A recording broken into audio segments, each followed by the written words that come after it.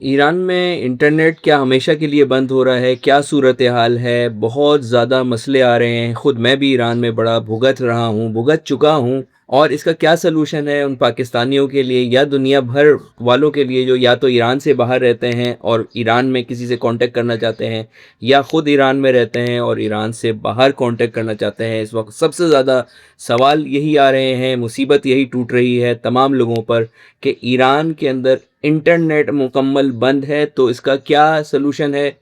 क्या इंटरनेट कभी नहीं खुलेगा और अगर कभी नहीं खुलेगा तो इसका कोई ना कोई तो सलूशन होगा। जी हाँ, आज मैं इस वीडियो में ए टू ज़ी सारे मामलात, सारी चीज़ें आपको बताऊँगा कि अगर आप इंटरनेट के बगैर ईरान में किसी से कॉन्टैक्ट करना चाहते हैं या ईरान में रह रहे हैं, तो क्या ऑल्टरनेटिव्स हैं और क्या सलूशन है और इस चीज़ का मुस्तकबिल क्या है। अस्सलाम वालेकुम दोस्ताने अजीज़, मौला आप सबको सलामत रखे। मैं हूँ अली ताहिर। इस वक्त सबसे बड़ा मसला ईरान में जंग का तो मसला है, घर वालों का मसला है, घर का मसला है, रहने का मसला है, मगर इक़्तिसादी तौर पर ख़ुद ईरानियों के लिए और एक्सपर्ट्स के लिए सबसे बड़ी मुसीबत, मुझ समेत सारी चीज़ें, मेरे वेंचर्स जो हैं ऑनलाइन होते हैं, तो वो इंटरनेट है।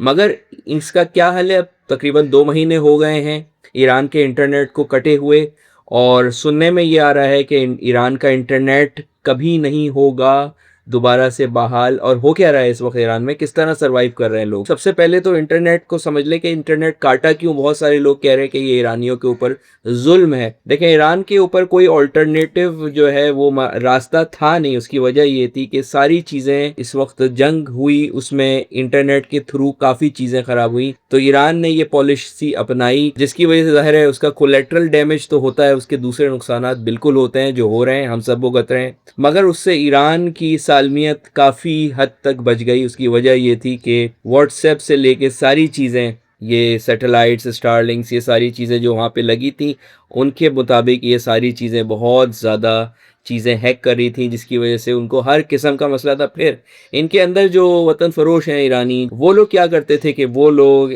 यहाँ ईरान से हर किस्म की चीज़ें बाहर भेजते थे और आप समझ गए होंगे, और इसमें बहुत ज़्यादा मदद होती थी बाहर वालों के लिए और बाहर वाले फिर यहाँ पर मज़ीद नुकसान करते थे, तो जिसकी वजह से ईरान ने इंटरनेट काट दिया और काटा हुआ है। अब हम सब इसकी वजह से तकलीफ़ में हैं। इस वक्त जंग तो नहीं रुकी, सीज़ फायर को मैं जंग रुकना कभी भी नहीं कहता, मैं जंग में तवक्कुफ़ हो गया है, मगर कभी भी कुछ भी हो सकता है। तो इस वजह से ईरान ने ये पॉलिसी की कि इंटरनेट काट दिया जाए। मगर क्या इसका मतलब ईरान में इंटरनेट की वजह से लाइफ ख़त्म हो गई है? ऐसा कुछ भी नहीं हुआ है। दो तरह के इंटरनेट होते हैं ना, एक तो एक्सटर्नल होता है, एक इंटरनल किसी भी मुल्क के लिए। तो ईरान का इंटरनल नेट 100% चल रहा है।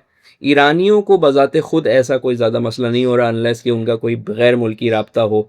मगर खुद जो एक्सपर्ट्स हैं या जिनका कोई भी लिंक है बाहर वाले आउटसाइड ईरान, उनको 100% मसला हो रहा है, इंक्लूडिंग मी। ईरानियों को मसला क्यों नहीं हो रहा कि उनका इंटरनेट ईच एंड एवरीथिंग चल रहा है, इंट्रानेट जिसको कहते हैं, जैसे कि स्नैप, इनकी जो टैक्सी सर्विस है, बैंकिंग नेटवर्क्स हैं और इसके अलावा जितनी भी शॉपिंग नेटवर्क्स हैं, जितनी भी चीज़ें हैं इनकी, वो इनकी इंटरनल जो है वो एक पूरा बना हुआ है निज़ाम जो चल रहा है विदाउट एनी इंटरप्शंस, इंक्लूडिंग इनका सर्च इंजन। यहाँ पर लिंक आप ज़रूर देख लें, को मैंने एक वीडियो बनाई थी, बहुत ही आपको डिटेल में मैंने एक एक एप्लीकेशन बताई हुई है, उसको जाके ज़रूर देखें। मगर उससे पहले बहुत सारे लोग मुझे कह रहे थे कि वहाँ जा रहे हैं हम, या वहाँ रह रहे हैं, या वहाँ ज़ियारत करने जा रहे हैं, या टूरिज़म के लिए जा रहे हैं, तो इंटरनेट का क्या करें हम?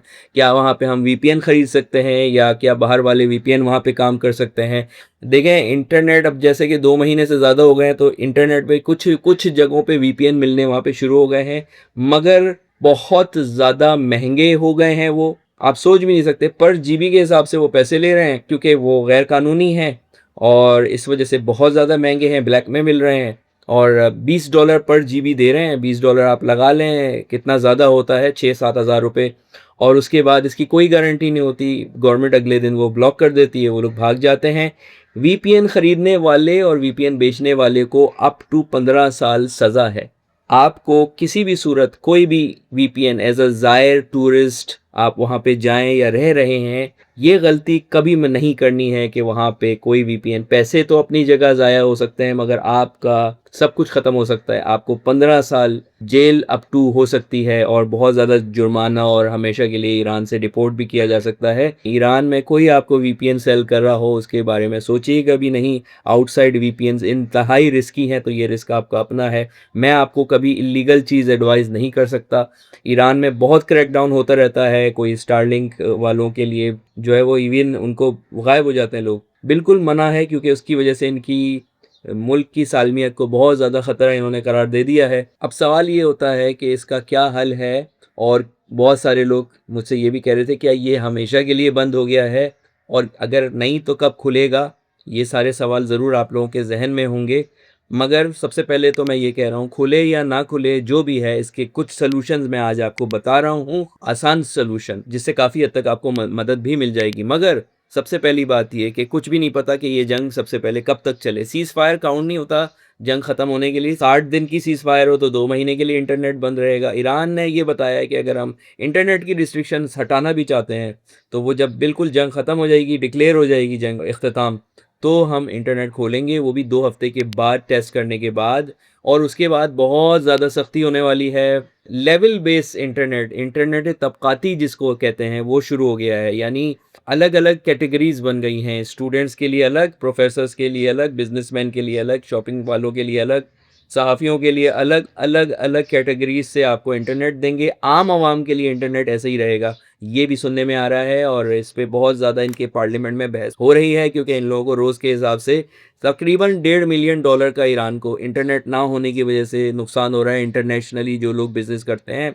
तो ये लेवल बेस इंटरनेट का सोचा जा रहा है मगर अब सवाल ये है कि इस सब चीज़ों का क्या कोई सॉल्यूशन है? क्या हम इसके ऊपर कुछ कर सकते हैं जिसकी वजह से ख़ास तौर पे एक्सपर्ट्स हमारी तरह बाहर बात कर सकें? अगर आपका कोई बिज़नेस है यूट्यूब का, अगर आपका कोई बिज़नेस है इंस्टाग्राम का, कुछ भी ऐसा है आपका फ्रीलांस का कोई चक्कर है, तब तो आप काफ़ी हद तक जो है ना आपका प्रोग्राम बढ़ गया है। अब आप लोग पूछेंगे कि मैं किस तरह से बात कर रहा हूँ?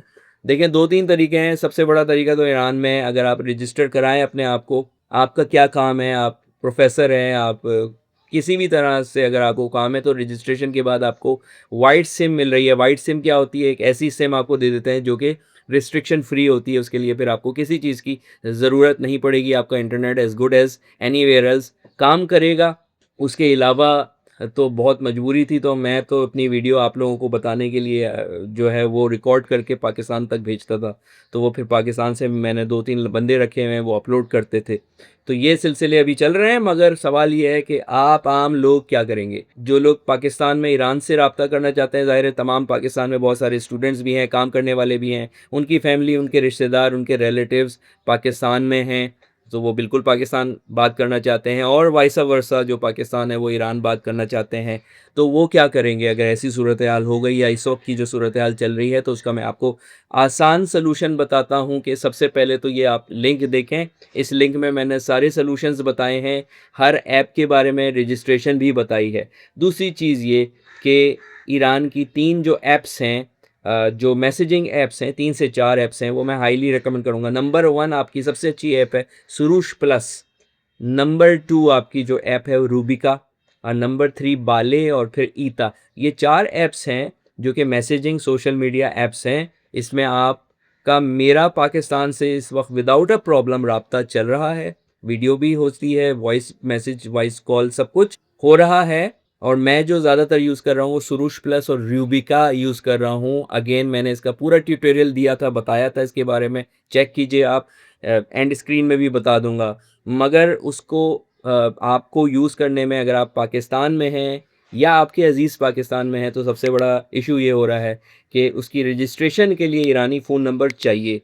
वो आपको एक इंटरनेशनल कॉल मारनी पड़ेगी अगर आपका कोई ईरान में है तो उनसे कहें कि आप उनको इंटरनेशनल कॉल करें या ईरानी अगर हैं तो आप ईरान सेल से जो है वो ज़्यादा महंगी नहीं है, लैंडलाइन से भी बहुत ज़्यादा महंगी नहीं है, आप कॉल कर सकते हैं। 10,000 तोमान पर मिनट जो है वो ईरान सेल की है, जो कि 2-3 रुपए के अंदर ही होगी शायद। हो सकता है उससे भी कम या 6 रुपए पर मिनट है, कोई ज़्यादा नहीं है। तो आप पाकिस्तान कॉल करें लैंडलाइन फ़ोन से ईरान के या पाकिस्तान में जो हैं वो ईरान वालों को मैसेज करें अपने अज़ीज़ को कि वो कॉल करें। कॉल करने के बाद आप पहले तो वो एप्लीकेशन जो मैंने बताई है इंस्टॉल करके रेडी रखें। वो आप कॉल करेंगे तो वो आपको एक नंबर देंगे, कन्फर्मेशन नंबर उनके ईरानी फ़ोन नंबर पे आएगा और वो आपको बताएगा, जैसे व्हाट्सएप वगैरह की रजिस्ट्रेशन के लिए होता है। तो वो ईरानी नंबर के थ्रू आपको रजिस्ट्रेशन पाकिस्तान में कराएगा। फिर विदाउट इंटरप्शंस आप इनसे वॉइस, एसएमएस, वीडियो बहुत सारी चीज़ें कर सकते हैं। फ़िलवक़्त के लिए ये एक टेम्परेरी सॉल्यूशन कह लें, जब तक कि आपको इंटरनेट की चीज़ें क्लियर नहीं होती। अभी कोई कन्फर्मेशन नहीं है कि हमेशा के लिए ईरान में इंटरनेट बंद हो रहा है, मगर अगर हो भी रहा है तो उसका कोई ना कोई हल ज़रूर निकल आएगा। उम्मीद यही है, मैं आपको अपडेट दे दूँगा, देता रहूँगा। फ़िलवक़्त के लिए इजाज़त दीजिए, खुदा हाफ़िज़।